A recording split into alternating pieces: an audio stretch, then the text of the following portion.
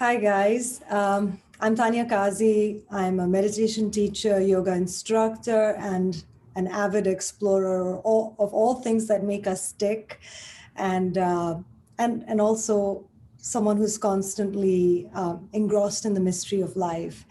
I'm really excited today because I have a very special person I want to chat with, and I've been wanting to have a conversation with her for a while. So I want to introduce you to my guest, who's Camille Maurine, who is a meditation mentor. She's an author. She's internationally renowned for her integrative energy practices. I've been her student. She does incredible innovative performance trainings. She's given global workshops. I've studied with her in different parts of the world. And her performances and her trainings they're really life-changing. They've evolved so much in my mind and in my brain, and therefore my life.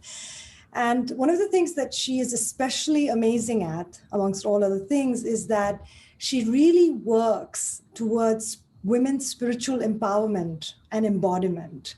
But through trainings with Camille, I found this incredible reservoir of creativity, mystery, empowerment, and beauty that she helped me see via the connection to my body and to the bodies of all the people, men and women, that she's worked with.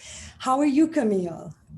Oh, I am so well and so happy to be with you, Tanya. We're finally doing this thing.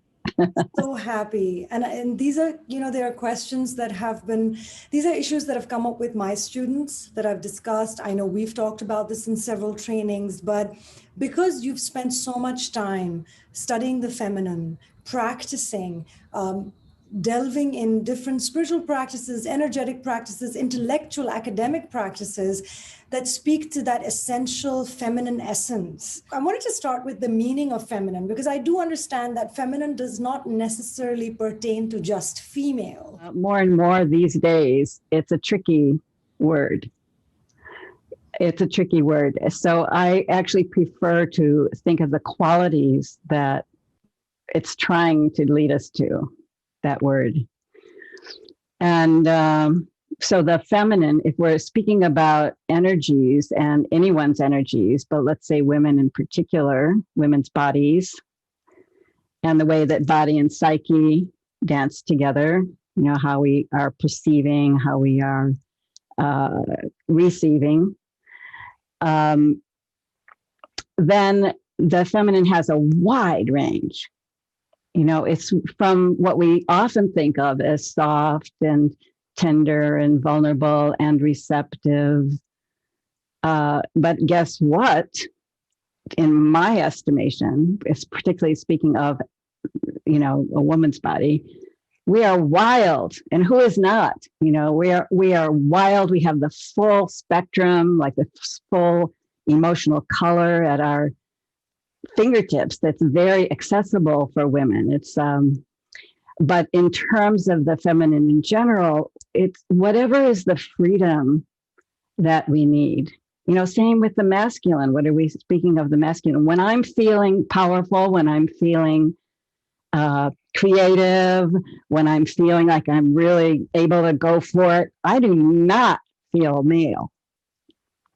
It's not masculine in my vocabulary. I don't think of it that way. I think of it that for all of us, men and women alike, it's how do I embrace the full dance that I am, the all of my perceptions, all of my loves, all of my cares, all of my worries, all of my wild, raucous energies that love to dance and sing and cut loose, and my very tender, intimate, communing, being open to let go in a certain way. Now, all that being said, there is a thing about the feminine and how that has been orchestrated and controlled and misunderstood for a very long time. I feel as if we read different philosophies, and oftentimes when we read the Tao, they talk about the yin energy and the yang energy, and the yang is always supposed to be the solar, the masculine. It's more outward, it's more energetic. But what you're saying inherently, I mean, it resonates with me. There's a slight subtle difference, because that feminine energy, or the Shakti as we use in yogic terminology, that has its own force and its own power, but it's perhaps of a different nature, not so much an outward action oriented. But that particular nurturing instinct it's a very powerful instinct. It takes a lot of energy, courage, bravery to be that person, to hold that space, to watch someone blossom, to help them blossom. That recognition of another person's unique and wondrous being, that sense of, wow, who are you? And yes, go for it. Be totally yourself.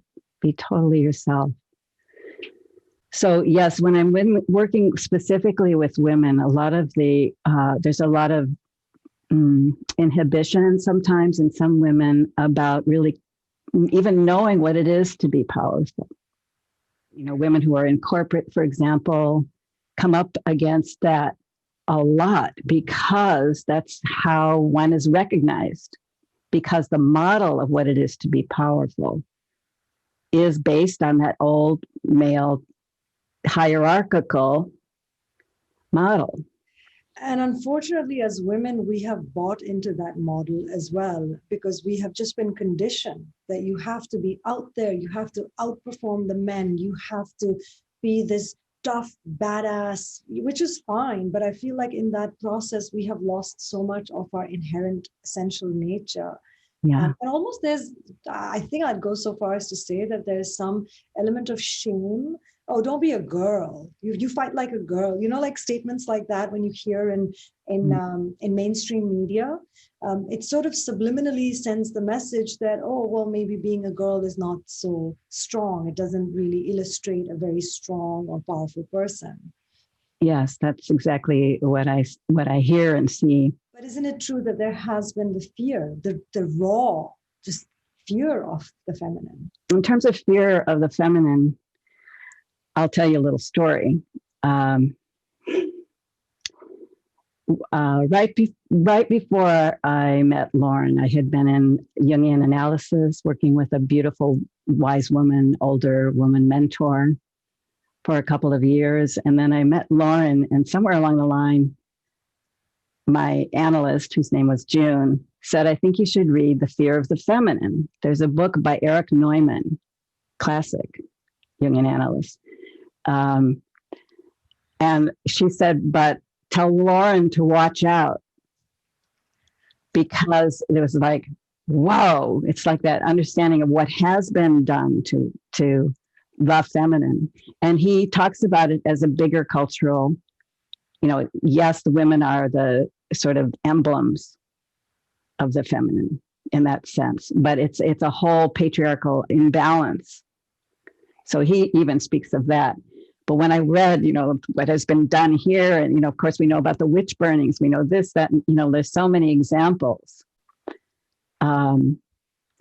So she said, because I could feel that fury arising in me on behalf of women of all time and women of the future.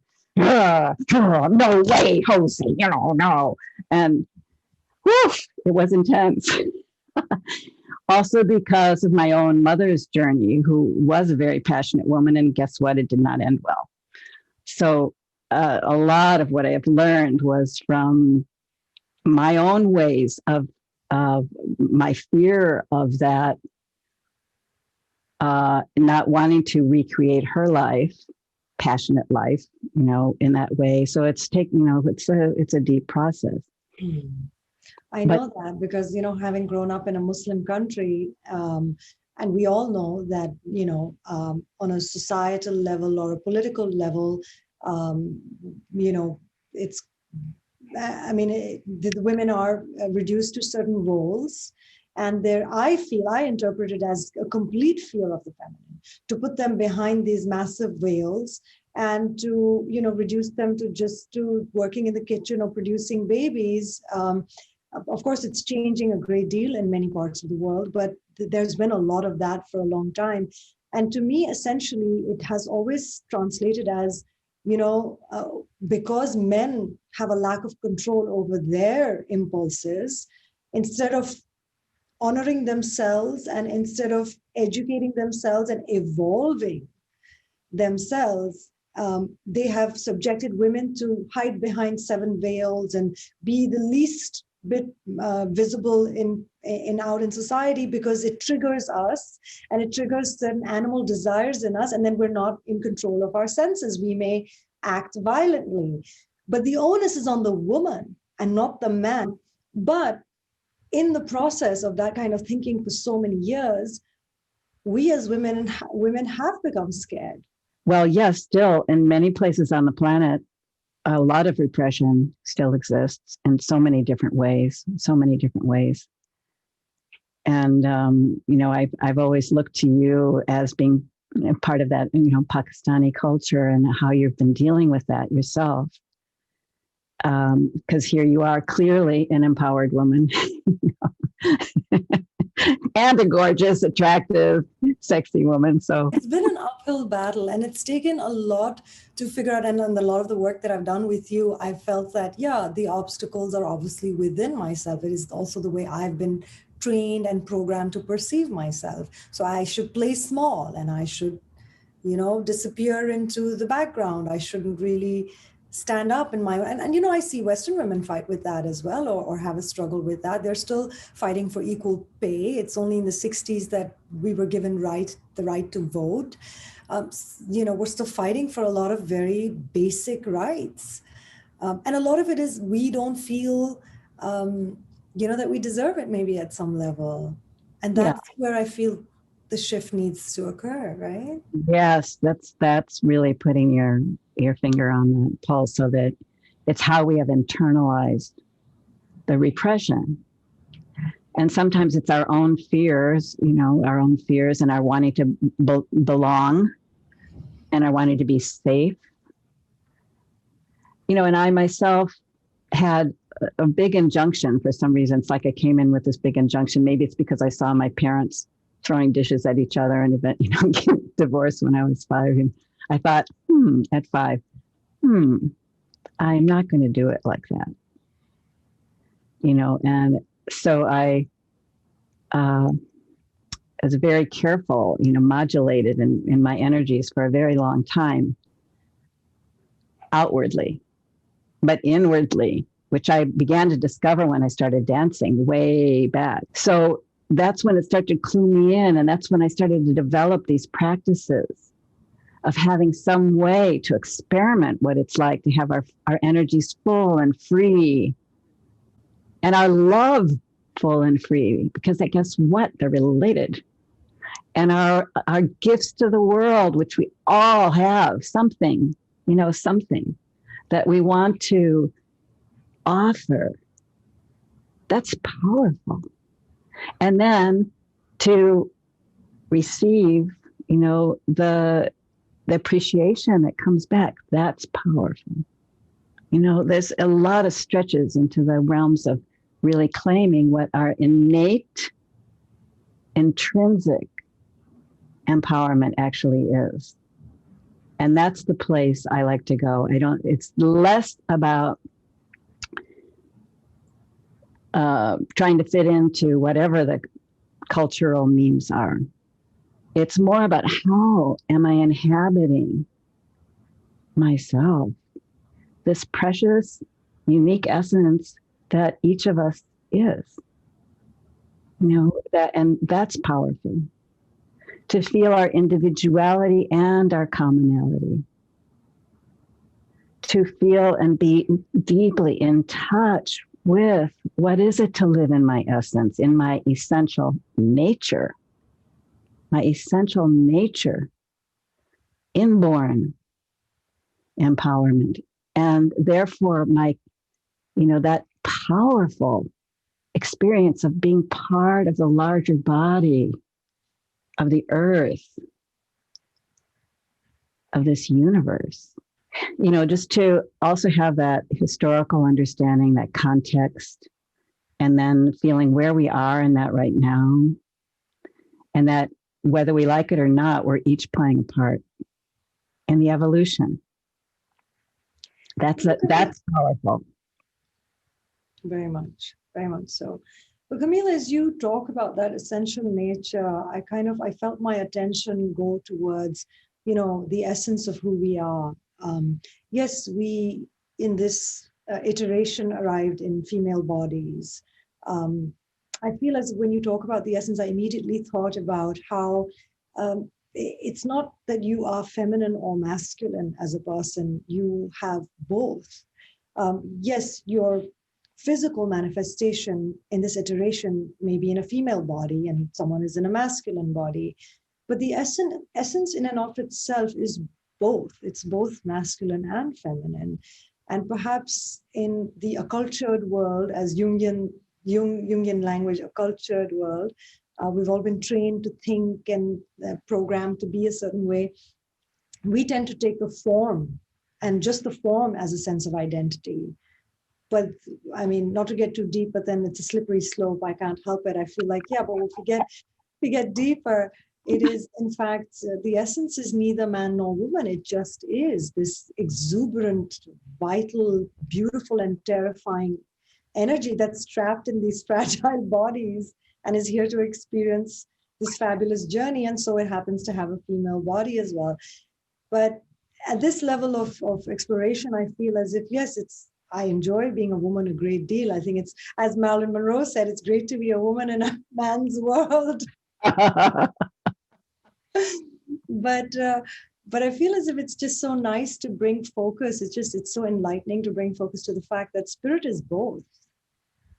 It's feminine and it's masculine. And maybe it's the feminine that needs a little extra nurturing in our time right now. And this goes for the men as well, not just for the women. Yeah. Well, to tell you the truth, even though the word feminine is everywhere in here, since then, I'm not comfortable with those words. I'll say it again, because exactly this, what you're saying. And of course, we know so much is happening around gender identity right now and the freedom. So I go down to the source, which is, well, what is that freedom? The freedom to be me. Knowing that life, creation, created us as individuals for a reason. So what am I going to argue with nature? I'm going to argue with the divine surge of creation and creating me? No, I'm going to learn how to say yes to that and get curious, ever evolving. You see, it's not like we do it and we're done. I learned something every day in meditation. Yeah, and just one comment more about that. It's Lauren is a very powerful man, as you well know. As we all know, wildly creative, Leo spirit. Big heart, and he's also very nurturing. As you mentioned this, but what I feel when he's being nurturing, I don't see it as feminine. I see it as his unique, but also male expression. You see, our labels are too small, and we don't have a better one yet. We don't. I mean, yin yang is better. It's better, actually. Thank you, Chinese culture. So it's something I'm like that slippery slope. I'm like sliding around on it a lot myself in terms of the language, because it's helpful. It's helpful to think masculine and feminine. It's helpful. But then we get trapped in what we think that is, or even just the word itself is too small somehow. So, so that being said, and then the historical reality of the fear of the feminine, which is it needs to be acknowledged, and how we are still transforming. transforming that. Yeah. I feel like we just opened a Pandora's box. I'm sorry. I Not love it. sorry. Wait a minute. I am not sorry. You're not sorry. This is so Sorry. essential. Oh, this is so essential. But this chat we're going to close here, and on the next chat, in our next session, we're going to go a little bit deeper. For those who are deep sea divers, will come along and join us for that. But I thank you so much for shedding light and discussing this with me. I want to address this. This is just so beautiful. I thank you so much for your input and your time. This is so great. Thank you, Tanya. Thank you so much too. Yeah.